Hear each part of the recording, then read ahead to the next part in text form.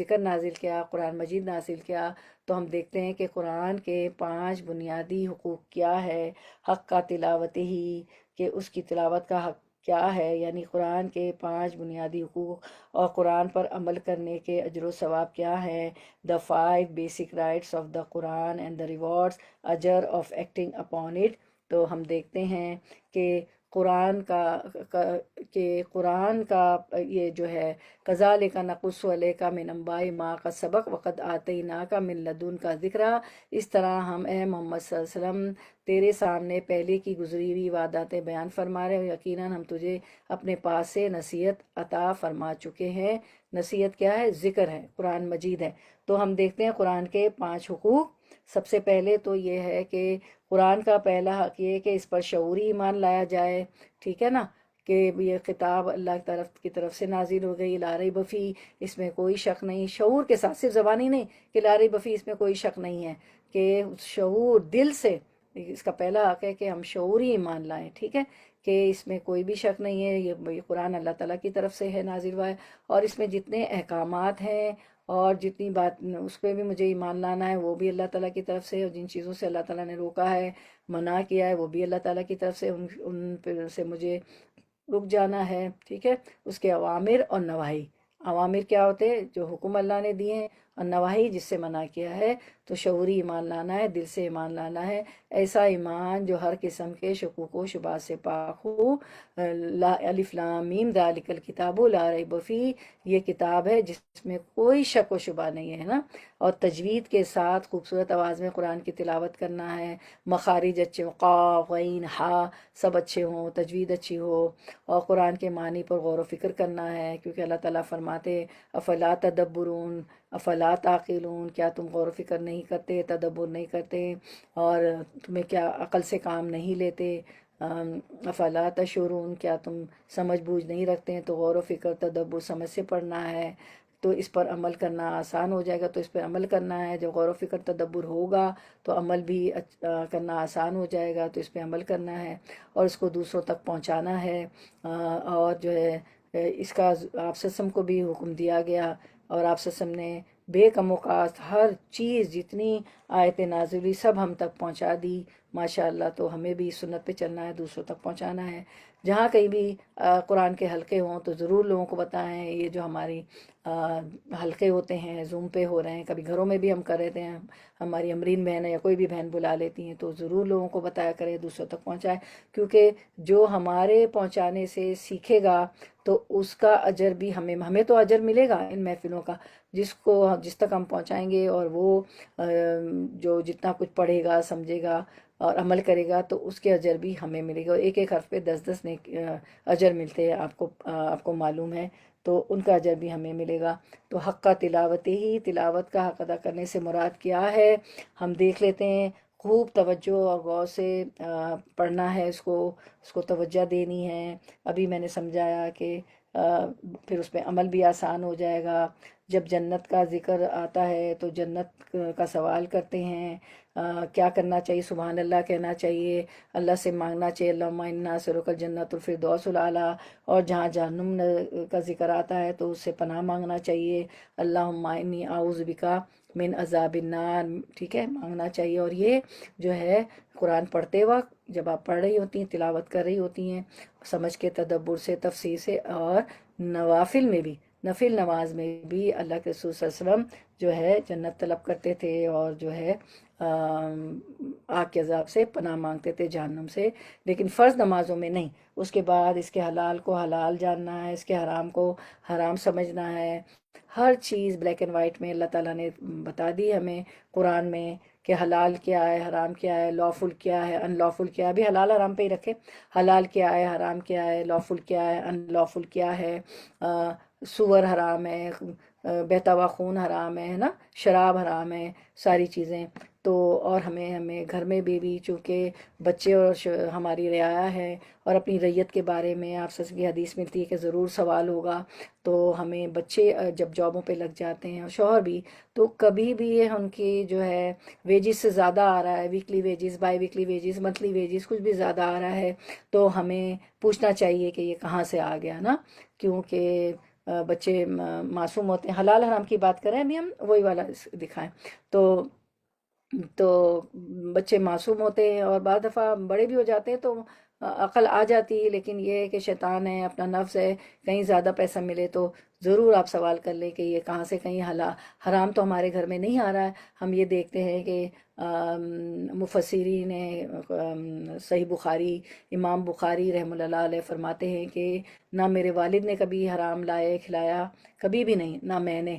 اور جو ہے آپ دیکھیں کہ انہوں نے اتنی خدمات انجام دی ہے، ایسی حدیثیں بیان کی، پورا خزانہ جمع کر کے ہمارے لیے رکھ دیا.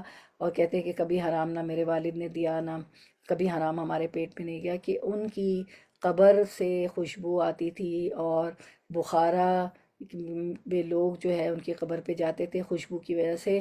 پھر اس پہ دیوار چنی دی گئی حکومت نے کہ کہیں بدعت نہ شروع ہو جائے. ٹھیک ہے، تو ضرور بچوں کو تو بچپن سے ہی جب اسکول جا رہے ہوتے ہیں، مجھے پتا ہے سب مائیں کہتی ہے کہ شارپنر بھی آ گیا ایکسٹرا، پینسل کی بھی ان کے بیگوں میں ایکسٹرا ہے، کوئی نوٹ بک بھی ایکسٹرا ہے. تو ضرور ان کو پوچھے کہ بھائی یہ کہاں سے لی. بچے نے کسی کے بیگ سے نکال لی، وہ معصوم بچہ ہے، اس کو کیا پتا کہ چوری کیا ہوتی ہے نا. تو یہ عادتیں بچپن سے ڈالنی چاہیے. تو اسی طرح جب وہ بڑے بھی ہوں تو ضرور پوچھیں کہ بھئی یہ ایکسٹرا پیسہ کہاں سے آ گیا، کہ کہیں وہ اللہ نہ کرے، اللہ نہ کرے حرام تو ہمارے گھر میں نہیں آ رہا ہے. شوہر سے بھی پوچھ لیا کریں کہ بھئی ایکسٹرا پیسے کہاں سے آ گئے. کیونکہ ایک دفعہ میری نئی نئی شادی ہوئی تھی، میں جدہ میں زندگی شروع کی، تو ایک دفعہ انیس صاحب نے ایک انویلپ لا کے دیا. اس میں 500 ریال تھے. آپ کو پتہ ہے ایک زمانے میں $500، 500 روپیز، 500 ایک بڑی رقم ہوتی ہے. تو میں نے ان سے پوچھا یہ کیا آ گیا، جبکہ مجھے کوئی اتنی دینی محفلوں میں جاتی تھی مگر اتنا علم نہیں تھا، تعلیم القرآن بھی نہیں کیا ہوا تھا، ایک کم عمری تھی. لیکن پتہ نہیں کیوں والدین کی طرف سے دیکھے یہ چیز تھی نا، تو میں نے ان سے پوچھا تھا. الحمدللہ ایسا کچھ نہیں تھا. تو وہ ان لوگوں کو بونسز ملے تھے یا کیا ہوا تھا کمپنی میں، آئی ڈونٹ نو. ٹھیک ہے، تو ضرور پوچھا کریں. پھر ہم دیکھتے ہیں قرآن میں کہ اس میں جو کچھ تحریر ہے لوگوں کو بتلانا ہے، اس کی کوئی بات نہیں چھپانی ہے.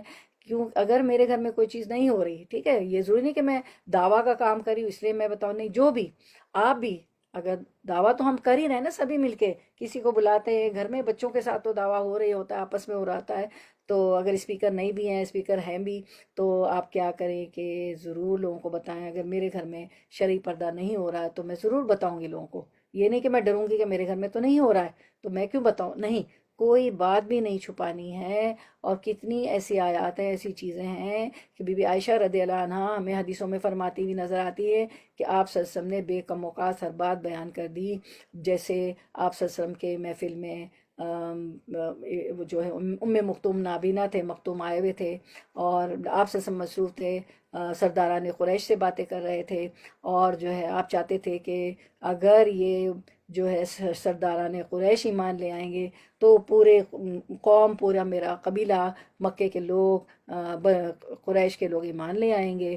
تو اللہ تعالیٰ نے، حالانکہ ان کی کوئی غلطی بھی نہیں تھی، فوراً آیت نازل کر دی، بسم اللہ الرحمن الرحیم، ابس وتولی ان جاءہ الاعمی، منہ موڑا، تیوڑی چڑھائی جب ایک اندھا آ گیا.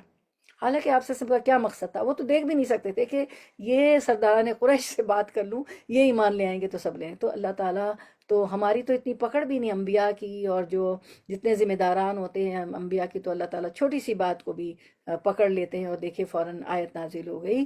تو آپ صلی اللہ علیہ وسلم نے تو بے کم اوقات سب چیزیں بتا دی. تو کوئی بھی چھپانا نہیں ہے، چاہے وہ ہم کر رہے ہیں اور نہیں کر رہے ہیں. شاید بتانے سے ہم کرنے لگیں کہ یا اللہ میں جو کہہ رہی ہوں وہ تو میں نہیں کر رہی ہوں. یا ایھا الذین آمنوا لما تقولون ما لا تفعلون، اے لوگوں جو ایمان لائے ہو وہ کہتے کیوں جو کرتے نہیں ہو. یہ شاید یہ آیت ہمیں ہلا دے کہ یا اللہ تو ناراض ہو جائیں گے. ٹھیک، کبرا مقتن، کہ یہ تو بہت بڑی بات ہے جو اپنے منہ سے کہتے ہو کرتے نہیں ہو. تو چھپانا نہیں. اب اس میں محکم باتوں پر عمل کرنا ہے اور متشابہ بات پر بھی ایمان رکھنا ہے. ٹھیک ہے، تو محکم باتیں کیا ہیں؟ تو محکم باتیں یہ ہوتی ہیں کہ محکمات تو اس میں دو طرح کی آیت ہے، محکمات ہیں اور متشابہات ہیں۔ تو محکمات کیا ہیں؟ محکمات وہ آیت ہوتی ہے جو بالکل واضح، صاف اور غیر مبہم ہوتی ہے، ان کا مطلب سمجھنے میں کوئی الجھن نہیں ہوتی۔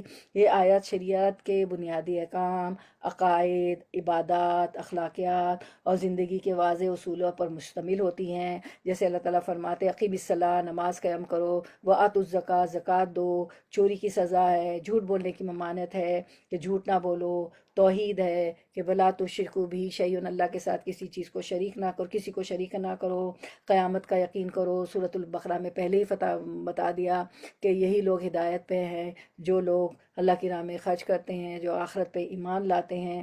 تو یہ تو سب سمجھ میں آ جاتی، بالکل واضح اور صاف ہیں، تو محکمات ہیں، ٹھیک ہے، کہ حکم سارے جو بھی ہیں سمجھ میں آ جاتے ہیں۔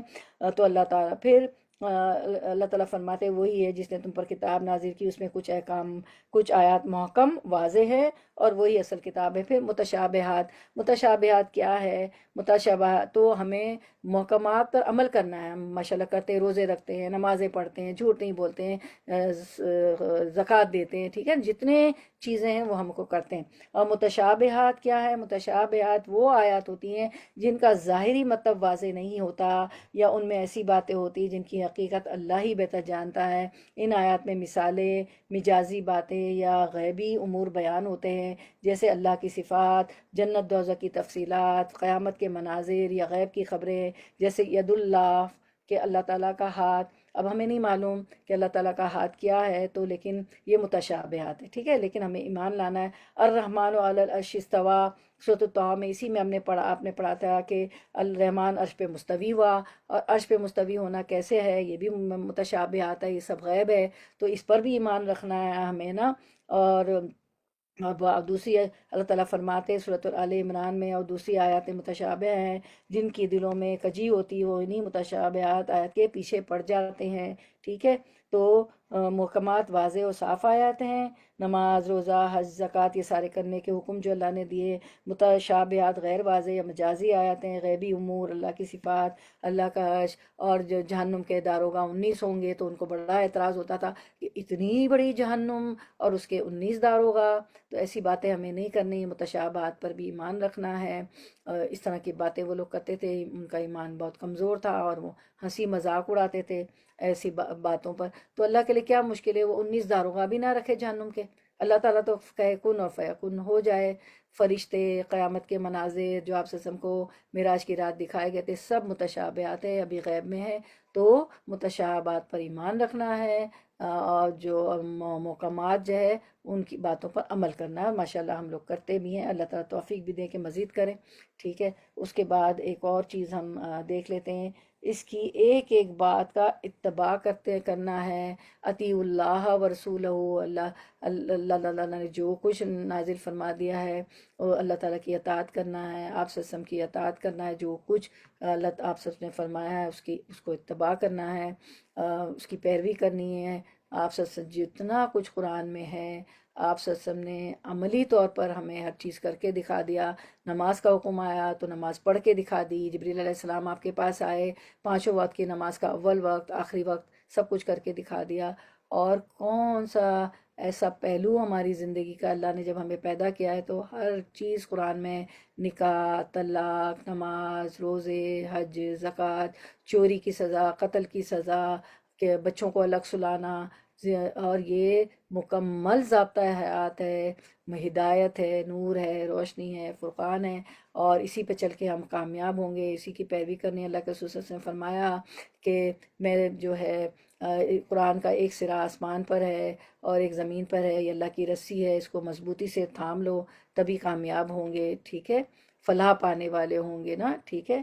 تو اس کی ہر ایک بات کا اتباع کرنا ہے، کسی بات کو منع نہیں کرنا ہے، اپولوجسٹک نہیں ہونا ہے۔ لیکن ہم تو اپولوجسٹک ہوتے ہیں، شرمندہ ہوتے ہیں، حجاب کرنے میں کچھ خواتین شرمندہ ہوتی ہیں۔ بی بی عائشہ پہ اتنی باتیں ہم کرتے ہیں کہ 7 سال میں نکاح، 9 سال میں جو ہے رخصتی ہو گئی، جب اللہ کی مرضی سے ہوا۔ اللہ تعالیٰ نے ریشمی کپڑے میں آپ صلی اللہ علیہ وسلم کو بی بی عائشہ لپٹ کر دکھا دی تھی، تو ہم کون ہوتے ہیں؟ صحابہ کرام کے متعلق کبھی بری بات نہیں کہنا چاہیے، رضی اللہ عنہ ورضوا اللہ، ان سے راضی، وہ اللہ سے راضی، کہ ان کی اتنی قربانیاں ہیں کہ اللہ کے رسول صلی اللہ علیہ وسلم نے ایک حدیث میں ہمیں ملتا ہے نا کہ اگر ہم سونے کے پہاڑ بھی دے دیں تو ان کے جو ہے قربان کر دے تو بھی ان کے مقابل ہم نہیں ہو سکتے، ان کی بہت بڑی بڑی قربانیاں ہیں۔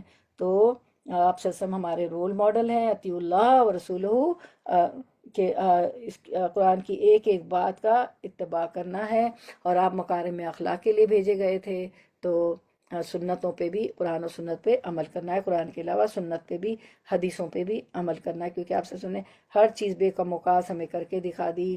حق کا تلاوت ہی اب دیکھ لیتے ہیں، اس میں بھی وہی باتیں ہیں، پھر سے دیکھ لیتے ہیں، خوب توجہ اور غور سے قرآن کو پڑھنا ہے تاکہ ایک ایک بات سمجھ میں آ جائے۔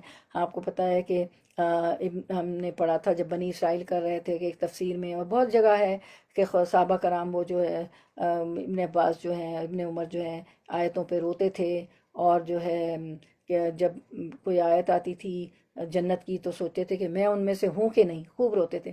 تو خوب توجہ اور غور سے پڑھنا ہے، سمجھ کے پڑھنا ہے تاکہ عمل بدل جائے۔ افلا تعقلون، افلا تدبرون، افلا تشعرون، اللہ تعالیٰ ہمیں دعوت دیتے ہیں کہ کیا تم عقل نہیں رکھتے، کیا تم تدبر نہیں کرو گے، غور و فکر نہیں کرو گے، کیا تم سمجھ نہیں رکھتے ہیں؟ یہ دماغ دیا ہے، یہ مغز دیا ہے، اور یہ دماغ سے سمجھو۔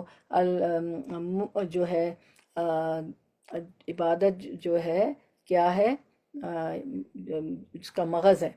تو تو حلال کو حرام جاننا ہے، حرام کو حرام سمجھنا ہے، لوگوں کو بتلانا ہے، اس کی کوئی بات بھی چھپانا نہیں، اس کی بھی میں نے آپ کو تفصیل بتا دی۔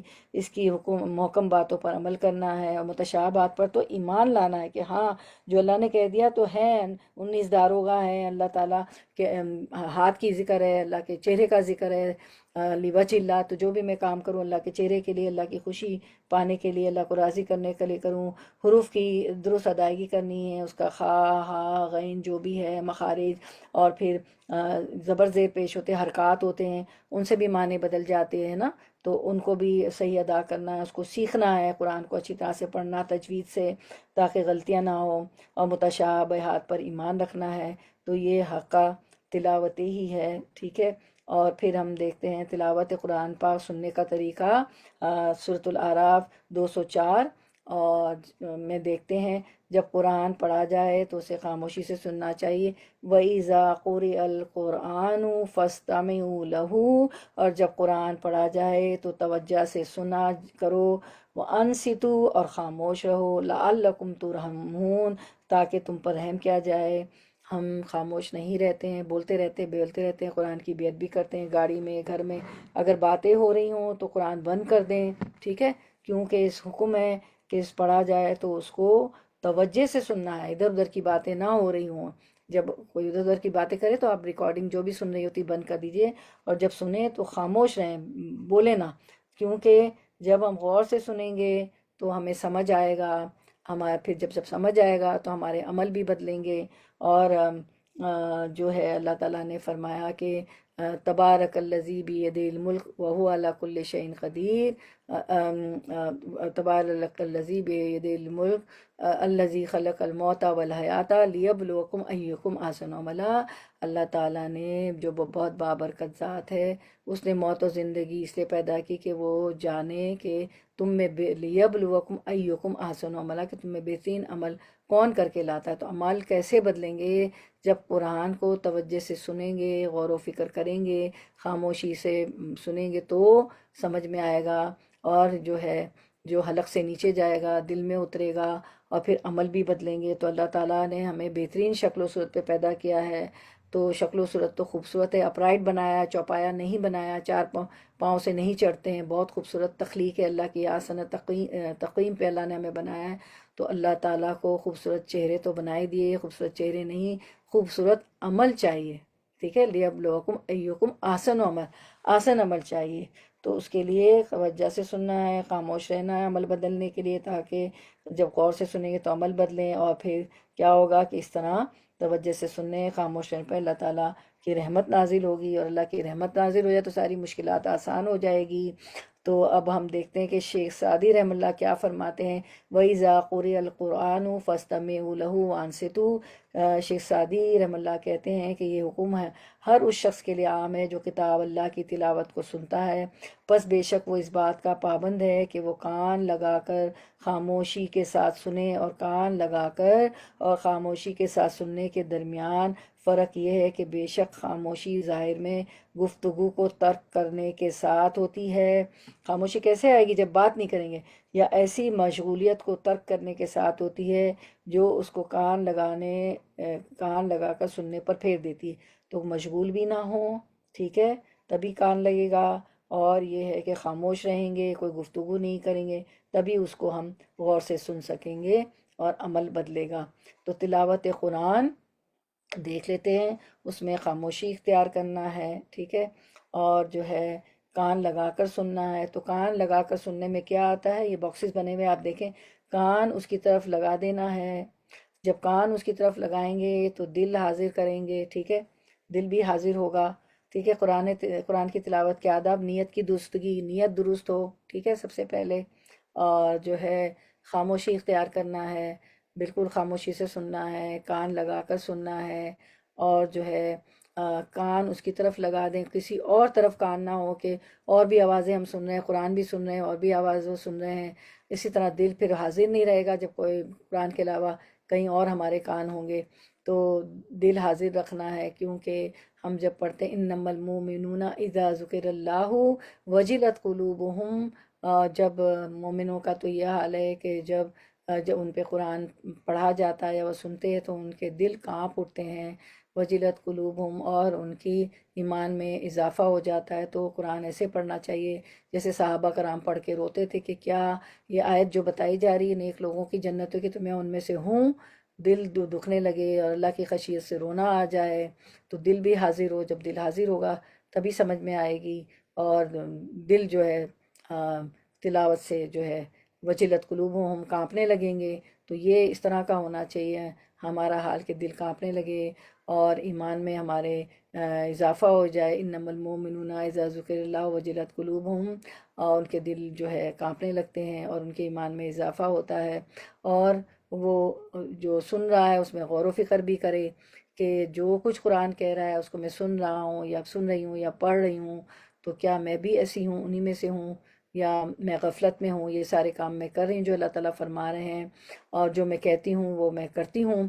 اور وافر علم اور دائمی تازہ ایمان، قرآن پڑھنے سے علم میں اضافہ ہوتا ہے۔ آپ دیکھیں قرآن میں ہر طرح کی باتیں ہیں، سائنس بھی ہے، جغرافی بھی ہے، ہسٹری بھی ہے، قوموں کے جو ہے قوم فرعون، قوم عاد، قوم سمود، قوم لوط کے واقعات بھی ہیں، کتنی انہوں نے ترقی کی اور دنیا میں کچھ بھی نہیں باقی رہا، اور چونکہ وہ اللہ کو مان کے نہیں دیے تو ظلم کیا، تو ان پہ کیسے کیسے عذاب آئے، کس طرح کے کسی پہ ایک چیخ سے وہ ہلاک ہو گئے، کسی پہ بارش، کسی کو سمندر میں ڈبو دیا، جیسے ابھی ہم ہماری آیات سورۃ طہ میں پڑھ رہے تھے کہ موسیٰ علیہ السلام کو فتح نصیب ہوئی، اور فرعون جو کہ اتنا ظالم تھا پانی میں غرقاب ہو گیا اپنی قوم کے ساتھ، اور وہ قیامت کے دن بھی ان کے آگے آگے ہوگا، نہ دنیا میں بھی اس نے گمراہ کیا اور آخرت میں بھی وہ دوزخ میں لے جائے گا اپنی قوم کو۔ تو یہ اس سے ہمیں علم ملتا ہے، وافر علم حاصل ہوتا ہے، اور ایمان تازہ ہوتا ہے۔ اللہم زینا بزینت الایمان وجعلنا ہداۃ مہتدین۔ اللہ تعالیٰ ہمارے دل میں ایمان کو زیادہ کر دے اور ہدایت یافتوں کا بھی ہمیں لیڈر بنا دے۔ تو علم اسی سے زیادہ ہوتا ہے، کیونکہ ہر طرح کا علم اس میں، دنیا کے علم کے ساتھ ساتھ دنیا بھی ضروری ہے، ربنا آتنا فی الدنیا حسنۃ وفی الآخرۃ حسنۃ، اور جو ہے قرآن کا علم بھی بہت ضروری ہے۔ جب دنیا کے علم کے ساتھ قرآن کا علم مل جاتا ہے تو پھر ہمیں ایک بصیرت مل جاتی ہے کہ کرنا کیا ہے۔ ہمیں بعض دفعہ سمجھ ہی نہیں آ رہا ہوتا کیا فیصلہ کرے، کیا کریں، لیکن قرآن، ہاں، ایک آنکھ ہوتی ہے جو ہر چیز کو دیکھ رہی ہے، اور قرآن کا جس کے پاس علم ہوتا ہے اس کو بصیرت آ جاتی ہے۔ وہ آنکھ جو قرآن وہ انسان جو قرآن کو پڑھتا ہے، سمجھتا ہے، غور و فکر کرتا ہے، اس پہ عمل کرتا ہے، تو اس کو اللہ تعالیٰ ایک الگ طرح کی بصیرت دے دیتا ہے۔ ایک عام آدمی جب کسی پھول کو، کسی اچھی چیز کو، اللہ کی نعمتوں کو دیکھتا ہے کائنات میں، تو کہتا ہے واو، ہاؤ ونڈرفل، آسم، اور ایک جو ہے قرآن کو کا اسٹوڈنٹ ہوتا ہے، قرآن پڑھنے والا ہوتا ہے، تو وہ کہتا ہے کہ وہ اچھا سا پھول دیکھ لے، کوئی اچھا منظر دیکھ لے، تو وہ کہتا ہے سو ما خلقتا ھذا باطلا سبحانک فقنا عذاب النار، اے اللہ تو نے کوئی چیز باطل بھی بس نہیں بنائی، اللہ تو پاک ہے، بس تم مجھے آگ کے عذاب سے بچا لے۔ اللہ کی تعریف کرتا ہے، سبحان اللہ کہتا ہے، اور اللہ کی کبریائی کو مانتا ہے، اور پھر فوراً آگ سے عذاب کی بھی دعا کر لیتا ہے۔ تو ہمیشہ سبحان اللہ کہتا ہے، سیڑھی چڑھے گا اوپر جائے گا تو سبحان اللہ، اللہ اکبر کہے گا کہ اللہ ہی کی ذات بڑی ہے، وہی اوپر ہے، نیچے اترے گا تو سبحان اللہ، ہر وقت اس کی زبان اللہ کے ذکر سے جو ہے تر و تازہ رہتی ہے، اور پھر جو ہے بھلائی دین کی رہنمائی اور بصیرت ملتی ہے، دین میں رہنمائی ملتی ہے۔ ابھی میں نے بصیرت کا بھی ذکر کیا کہ اس کو ایک بصیرت دیتا ہے، وہ فیصلے بھی کر پاتا ہے دین کی روشنی میں، وہ سارے فیصلے بھی کر پاتا ہے کہ مجھے کیا کرنا ہے، اور کیا ہوتا ہے قرآن کی نالج میں تو سمجھ ہی نہیں آ رہا ہوتا ہے کہ ہم کیا فیصلہ کریں کسی چیز کا، کیا نہ کریں، تو یہ قرآن سے ساری بصیرت حاصل ہوتی ہے۔ اور اللہ تعالیٰ فرماتے ہیں کہ جو ایک ہاتھ آتا ہے تو میں ایک بالش آتا ہوں، اور جو چل کے آتا ہے میں دوڑ کے آتا ہوں، اور جو ہے اللہ تعالیٰ اس کے ہاتھ پیر بن جاتے ہیں۔ تو یہ سارے فائدے ہیں قرآن کی تلاوت، قرآن کے حقوق ادا کرنے کے، اس کو جاننے اور سمجھ کے پڑھنے کے۔ تو امام شافعی رحمۃ اللہ فرماتے ہیں کہ ما آت اللہ عبدا نعمتا اعظم من القرآن، اللہ تعالیٰ نے بندے کو قرآن سے بڑی کوئی نعمت نہیں دی، ولیکن اکثرهم لا یشکرون، مگر اکثر لوگ اس پر شکر نہیں کرتے۔ اور قرآن میں آیت بھی ہمیں ملتی ہے، وہ خیر مما یجمعون، کہ قرآن جو ہے دنیا جمع کرنے سے بہتر ہے۔ تو اس وقت میری بہنوں، آپ جو ہے دنیا جمع کرنے سے بہتر چیز جمع کر رہی ہے، اور یہ محفل جو ہے اس وقت اللہ تعالیٰ ملاء الاعلیٰ میں ہمارا ذکر کر رہے ہیں، فرشتوں کی محفل میں ہمارا ذکر کر رہے ہیں، ہے نا، اور اللہ تعالیٰ فرشتوں سے پوچھتے ہیں کہ باوجود علم کے کہ وہ کیا کر رہے ہیں، تو کیا وہ مجھ سے جنت طلب کر رہے ہیں اور آگ کے عذاب سے پناہ مانگ رہے ہیں؟ تو فرشتوں کہتے ہیں ہاں، تو اللہ تعالیٰ فرماتے ہیں کہ بس تم گواہ ہو، میں نے ان کو بخش دیا۔ تو یہ اتنی اچھی محفل ہے، اس کے بعد اتنی مبارک محفل ہے کہ ہمارا ذکر ملاء الاعلیٰ میں ہو رہا ہے۔ پھر قرآن کی جو محفل ہے، امام ابن القیم رحم اللہ فرماتے ہیں لو عقل الناس ما فی القرآن من النور والہدى والرحمہ، اگر لوگ قرآن میں موجود نور، ہدایت اور رحمت کو سمجھ جائیں، لسجدوا شکرا کلما قرأوا، تو ہر تلاوت پر سجدہ شکر بجا لائیں۔ تو قرآن نور ہے، ہدایت ہے، روشنی ہے، رحمت ہے، نور ہے، فرقان ہے، بصیرت ہے۔ فرقان ہے، کرائٹیریا ہے، جو کرائٹیریا دنیا کے اس میں ہم ڈھونڈ رہے ہوتے ہیں، اور کتنی کتنی فیس دے رہے ہوتے ہیں، اسٹیٹسٹکس اس میں ہے، سب کچھ ہے اللہ تعالیٰ نے، اور ان سبجیکٹس کے دیتے ہیں ہم پیسے، وہ تو پڑھنا ہی حاصل کرنا ہی ہے، لیکن قرآن سے ایک بصیرت، ایک نور مل جاتا ہے۔ دنیا کے ہم کتنے بھی بڑے عالم ہو، جب اس میں دین شامل ہو جائے تو وہ پھر انسان نکھر جاتا ہے، کچھ اور ہی بن جاتا ہے، پھر وہ اللہ کے جو ہے چہرہ چاہنے کے لیے، اللہ کی خوشی کے لیے کرتا ہے، اور بلا معاوضہ بھی لوگوں کی مدد کرتا ہے، صدقات، خیرات، زکوٰۃ اپنی اسکل سے، یا کسی طرح کی بھی کسی کو پیسوں کے علاوہ بھی مدد کرتا ہے۔ تو قرآن پڑھنے سے اتنے چینجز آ جاتے ہیں، اور اللہ کے لیے وہ کرتا ہے، اور دنیا کی کوئی وقت نہیں رہتی ہے۔ ممل حیات الدنیا الا متاع الغرور، دنیا کی زندگی کیا ہے؟ کچھ بھی نہیں سوائے ایک دھوکے کا سامان ہے۔ اور اب آپ دیکھ رہے ہیں کہ کتنے لوگ اس دنیا سے چلے گئے جو اس رمضان میں تھے، پچھلے سال تھے، وہ اس سال نہیں تھے۔ تو یہی بات وہ بتا رہے ہیں کہ امام ابن القیم رحم اللہ کہ اگر لوگ قرآن میں موجود نور، ہدایت اور رحمت کو سمجھ جائیں، تو کہ یہ وہ نور ہے، ہدایت ہے، روشنی ہے، شفا ہے، اللہ کی رحمت ہے، اور اس کے کتنے فائدے ہیں، تو ہر تلاوت پر سجدہ شکر بجا لائیں۔ اور اس وقت تو ہم ایک ایک نیکی کو انسان ترسے گا اور سوچے گا کہ میں نے جو ہے بہت زیادہ، جب وہ دیکھے گا کہ اتنے انعامات مل رہے ہیں، اتنے درجات بلند ہو رہے ہیں آخرت میں، تو انسان کہے گا کہ میں نے اور زیادہ نیکیاں کی ہوتی، اور زیادہ اللہ کا ذکر کیا ہوتا، اور زیادہ قرآن کو سمجھا ہوتا، تدبر کیا ہوتا، اور عمل کیے ہوتے، اور زیادہ میرے درجات بلند ہوتے۔ اور کافر اور مشرک اور منافق ہوں گے، وہ تو بہت ہی پچھتائیں گے، اور وہ تو یاس اور افسوس اور حسرت میں ہوں گے جب ایمان والوں کو دیکھیں گے کہ اتنے درجات مل رہے ہیں، ٹھیک ہے۔ قرآن کی کثرت سے پڑھنے کے فائدہ ہے، قرآن کی کثرت سے تلاوت انسان کی بصیرت میں اضافہ کرتی ہے، اس کے علم کی باریکیوں کے خزانے کو اس پر کھول دیتی ہے۔ قرآن کی تلاوت انسان کو بے پناہ فائدہ دیتی ہے۔ قرآن کے راز جب انسان پر کھلتے ہیں تو اس کی روح سیراب ہو جاتی ہے۔ جیسے جیسے پڑھنے والا قرآن کو کثرت سے پڑھتا جاتا ہے تو قرآن اس کو اپنی روشنیوں کی مزید چمک عطا کرتا ہے، اور اللہ تعالیٰ آخرت میں فرمائیں گے حافظ القرآن سے بھی اور ہم سے بھی، جو قرآن کو بہت تدبر غور سے پڑھتا ہے، جو کہ حافظ نہیں بھی ہوگا، پڑھتا جا پڑھتا جا پڑھتا جا، اور وہ پڑھتا جائے گا، اور جہاں وہ رکے گا وہی اس کا جو ہے مرتبہ ہوگا، قرآن اس کا جنت کا، اور انسان اللہ کی طرف راغب ہو جاتا ہے۔ پھر دنیا کی جو ہے اتنی رغبت نہیں رہتی، چاہے نقصان ہو چاہے نفع ہو، وہ اس کو اللہ کی جو ہے اپنی قسمت سمجھ لیتا ہے، اللہ کا فیصلہ سمجھ لیتا ہے، اور خوش رہتا ہے کہ اسی نے کوئی مصیبت ڈالی ہے وہی نکالے گا، اور میرے درجات بلند ہو جاتے ہیں، تو اللہ کی طرف راغب ہوتا ہے۔ قرآن مجید کا پڑھنا باعث ثواب ہے، سننا باعث رحمت، اور عمل باعث نجات ہے۔ اس کے قرآن پہ عمل کرنا ہی جنت میں لے جائے گا۔ قرآن مجید کی تلاوت سے مردہ دل زندہ اور چہرہ نورانی ہوتا ہے۔ آپ نے سنا ہوگا کہ ایک ویڈیو بہت وائرل ہوئی تھی کہ پاکستان کے کسی اس میں ہاسپٹل میں سورۃ الرحمن سنائی جاتی ہے، اور جو ہے لوگوں کو فائدہ ہو رہا ہے، تو ہم بھی شیطان سے بچنے کے لیے بھی سورۃ البقرہ بھی چلا لیتے ہیں، اس کی تلاوت کو بھی بہت سنا کریں، اور آپ کو معلوم ہے نا کہ شیطان بھی بھاگ جاتے ہیں سورۃ البقرہ جہاں پڑھی جائے، جہاں ہو جادو کے اثر سے بھی نجات ہو جاتی ہے۔ تو قرآن مجید کی تلاوت سے مردہ دل زندہ اور چہرہ نورانی ہو جاتا ہے۔